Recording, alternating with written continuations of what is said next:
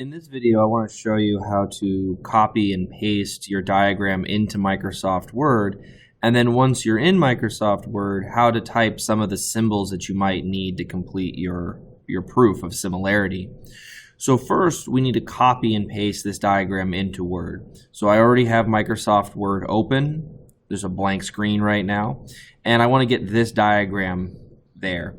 So in order to highlight this object, I can't left click and drag, because if I click and hold left and then drag, it just moves the whole object. So I have to right click, hold, and then create a box around the object.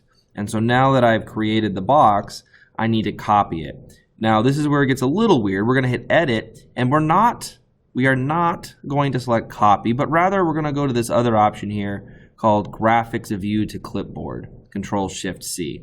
So we're going to click on that, and now that the object is copied, we're going to go to Word, and we're going to paste the object in. So we're going to click on the little clipboard, or you can just hit Control-V. So I'm going to click on that. Most likely your object is very large right now, and so we want to change what size it is. So we click on it, grab the bottom corner here, and make the object quite a bit smaller here. Now, a question a lot of students have is, how do I move the shape? Because right now, if you try to move it, it seems to be locked in place. If you click on the object, you should see this square here called Layout Options. You're going to click on that, and you're going to select Tight.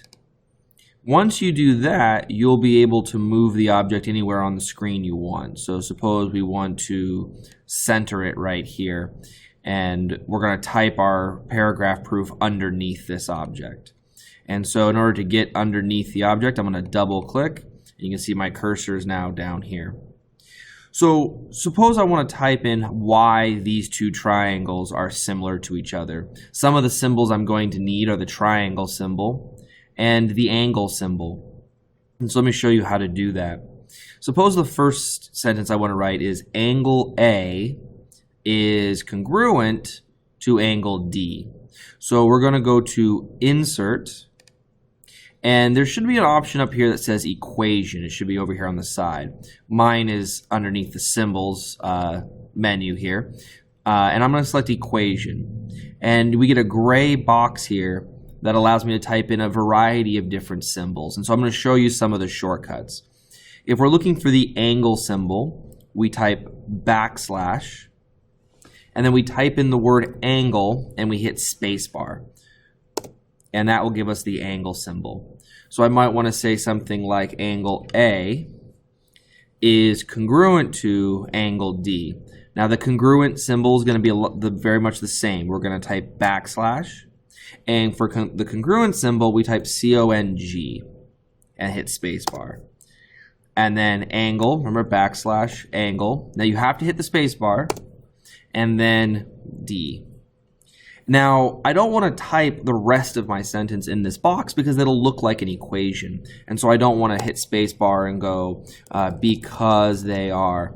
This doesn't look right because it's all italicized. And so what we're going to do is we're going to right arrow over until the box goes away. And when I hit spacebar now, it'll move the whole equation over, and I can finish my sentence. So I have angle A is congruent to angle D because they are alternate interior angles. And so I can type something like that. So suppose now I've proven it. I've got some vertical angles in here. I've got some other alternate interior, and I'm ready to say triangle ABE is similar to triangle DCE. So I'm going to go back to my Insert, Equation. And the triangle symbol is a little strange. You don't type backslash triangle, but rather backslash and then capital D, lowercase ELTA. Delta is a Greek symbol that looks like a triangle, and so it's really the best we can do for right now. So backslash delta, hit spacebar. So there's my triangle symbol, ABE. Now remember, congruent is backslash CONG, space, backslash delta. Remember, the D has to be capital, space, and now we can say DCE. Now remember, to finish my sentence, I'm going to right arrow over by the AA theorem.